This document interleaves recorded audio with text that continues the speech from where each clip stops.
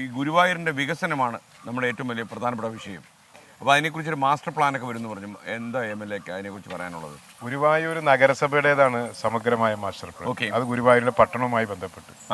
ഗുരുവായൂർ നിയോജക മണ്ഡലത്തിന് ഒട്ടേറെ പ്രശ്നങ്ങൾ. അതിൽ ഏറ്റവും പ്രധാനപ്പെട്ട ഒരു പ്രശ്നം ഏങ്ങണ്ടിയൂർ പഞ്ചായത്തിൽ പെടുന്ന നാട്ടിക കുടിവെള്ള പദ്ധതിയുടെ ഒരു പ്രശ്നമുണ്ട്. കുടിവെള്ള പ്രശ്നത്തിൻ്റെ ഒരു പരിഹാരം. മറ്റൊന്ന് നൂറുകണക്കിന് ഏക്കർ അതിൽ ധാരാളം ഉള്ളതാണ് നമ്മുടെ പൊന്നാനി കോളിനോട് ചേർന്നുള്ള പാടശേഖരമുണ്ട്. പിന്നെ കുട്ടാടം പാടശേഖരമുണ്ട്. അവിടെ KLDCയുടെയും അതുപോലെ തന്നെ കൃഷി വകുപ്പിൻ്റെയൊക്കെ ബന്ധപ്പെട്ട റീബിൽഡ് കേരള ഇനീഷ്യേറ്റീവുമായി ബന്ധപ്പെട്ട കോടിക്കണക്കിന് രൂപയുടെ വികസന പ്രവർത്തനങ്ങൾ ഇപ്പോൾ നടന്നുകൊണ്ടിരിക്കുന്നത്. അത് വലിയ ഒരു മാറ്റം നമുക്ക് ഉണ്ടാക്കും. അതുപോലെ ഗുരുവായൂർ നിയോജക മണ്ഡലത്തിലെ ഒരു പ്രധാനപ്പെട്ട 2 പ്രശ്നങ്ങൾക്ക് ഇപ്പോൾ തന്നെ പരിഹാരം കാണാൻ കഴിഞ്ഞിട്ടുണ്ട്. ഒന്ന് ഗുരുവായൂർ അഴുക്കുചാൽ പദ്ധതി. ഇനി ആ പദ്ധതി കുറേയും കൂടി എക്സ്റ്റെൻഡ് ചെയ്യാൻ വേണ്ടിയിട്ടുള്ളൊരു തീരുമാനം ഇപ്പോൾ എടുത്തിട്ടുണ്ട്. മറ്റൊന്ന് ഗുരുവായൂർ റെയിൽവേ മേൽപ്പാലം നമുക്ക് പൂർത്തിയാക്കാൻ കഴിഞ്ഞു. അത് വളരെ പ്രധാനപ്പെട്ട ഒരു കാര്യമാണ്. അപ്പോൾ MLA ഒരു സെക്കൻഡ്, നമ്മളിപ്പോൾ ഈ ഗുരുവായൂർ വികസനത്തിൽ അതിൻ്റെ മാസ്റ്റർ പ്ലാൻ ഉണ്ടല്ലോ, അതിൻ്റെ ഒരു പാക്കേജ് നമ്മൾ തയ്യാറാക്കിയിട്ട് ഞാൻ അങ്ങിലേക്ക് മടങ്ങി വരാം. അപ്പോൾ പ്രേക്ഷകർക്ക് കുറച്ചുകൂടെ ഈ ഗുരുവായൂർ വികസനം എന്താണ്, പ്രശ്നങ്ങൾ, അതുപോലെ എന്തൊക്കെയാണ് ചെയ്യാൻ പോകുന്നതെന്ന് അറിയാൻ പറ്റും. അപ്പോൾ നമ്മളൊരു കാര്യം ചെയ്യാം, ആ ഗുരുവായൂർ വികസനത്തെക്കുറിച്ച് നമ്മൾ തയ്യാറാക്കിയ ഒരു പാക്കേജ് ഉണ്ട്. അത് കഴിഞ്ഞ് നമ്മൾ NK അക്ബർ MLAയിലേക്ക് മടങ്ങി വരും. അപ്പോൾ ആദ്യം ആ പാക്കേജ് നമുക്ക് ഒന്ന് കാണാം.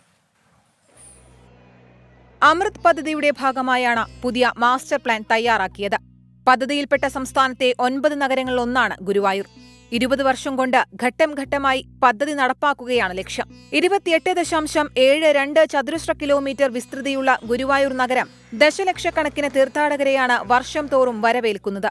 43 വാർഡുകളാണ് ഗുരുവായൂർ നഗരസഭയിലുള്ളത്. പൊതുജന പങ്കാളിത്തത്തോടെ തയ്യാറാക്കിയ മാസ്റ്റർ പ്ലാനിൽ നഗരത്തെ വിവിധ സോണുകളാക്കി തരം തിരിച്ചിരിക്കുന്നു. ഗുരുവായൂരിനെ ദേശീയ തീർത്ഥാടന കേന്ദ്രമാക്കി ഉയർത്തൽ, പൈതൃക സംരക്ഷണം, സുസ്ഥിര ഹരിത കേന്ദ്രമാക്കി മാറ്റൽ, ജീവിത നിലവാരമുയർത്തൽ, നഗരം, വനിത, ശിശു, ഭിന്നശേഷി സൗഹൃദമാക്കൽ എന്നിവയാണ് പ്രധാന ലക്ഷ്യങ്ങൾ.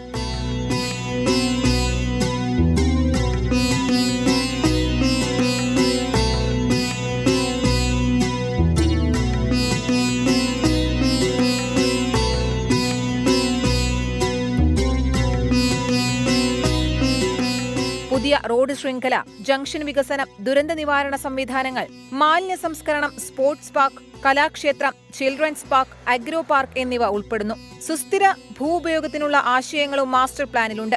ആദ്യഘട്ടത്തിൽ ദുരന്ത നിവാരണം, ടൂറിസം, ശുചിത്വം, അടിസ്ഥാന സൗകര്യ വികസനം എന്നിവയ്ക്കാവും പ്രാധാന്യം നൽകുക. Research desk 24. ഇതാണ് പ്രിയപ്പെട്ട പ്രേക്ഷകരെ ഗുരുവായൂരിലെ മാസ്റ്റർ പ്ലാൻ. അപ്പം MLA തുടരുകയാണ്. ശ്രീ അക്ബർ, അപ്പോൾ നമുക്ക് മാസ്റ്റർ പ്ലാനിൻ്റെ കാര്യങ്ങളൊക്കെ നാട്ടുകാർക്ക് മനസ്സിലായി. അപ്പോൾ ഇനിയിപ്പോൾ എന്തായിരിക്കും നിങ്ങളുടെ മുന്നോട്ടുള്ള പോക്ക്, എങ്ങനെയായിരിക്കും?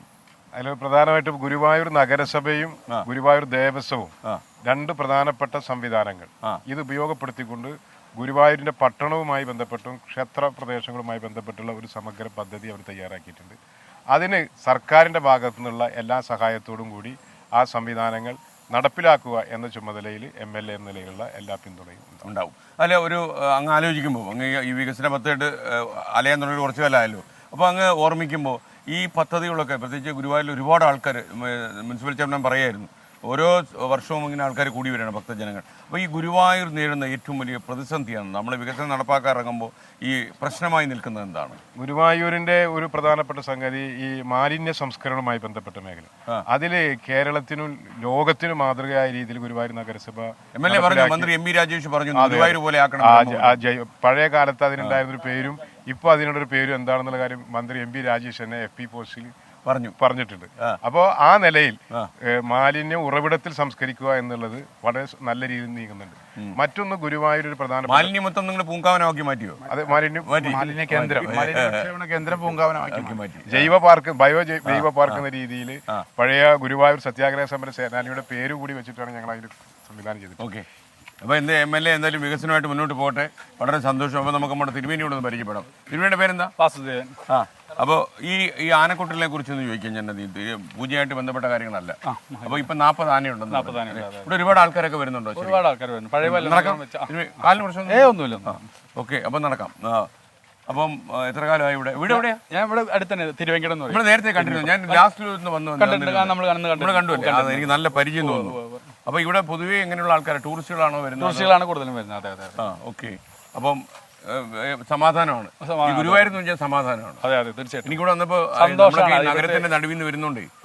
അവിടെയൊക്കെ എന്ന് വെച്ചാൽ ഒരു തിങ്ങിന്നീപ്പുരെ തീ പിടിച്ച മട്ട് എന്ന് പറയില്ലേ, പട്ടണത്തിൽ തീ പിടിച്ചുള്ള ആളുകൾ നടക്കുന്നത്. പക്ഷെ ഇവിടെ ആ മട്ടൊന്നുമില്ല. ഒന്നുമില്ല എല്ലാവർക്കും സമാധാനമാണ്. അങ്ങനെ സമാധാനത്തോടെ ഇരിക്കുന്നു. അതെ അതെ അതെ അതെ.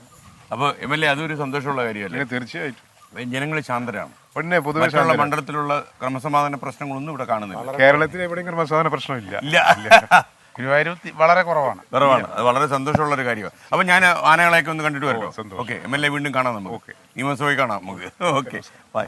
അപ്പോൾ യഥാർത്ഥത്തിൽ ഈ ഗുരുവായൂരൊക്കെ ഇത്രയും ആളുകൾ വരുന്ന സ്ഥലത്തൊക്കെയാണ് ഒരുപാട് പരിഷ്കാരങ്ങളൊക്കെ വരുത്തുന്നുള്ളത് നമ്മൾ 24 അഞ്ചിന്റെ വജ്രത്തിളക്കം.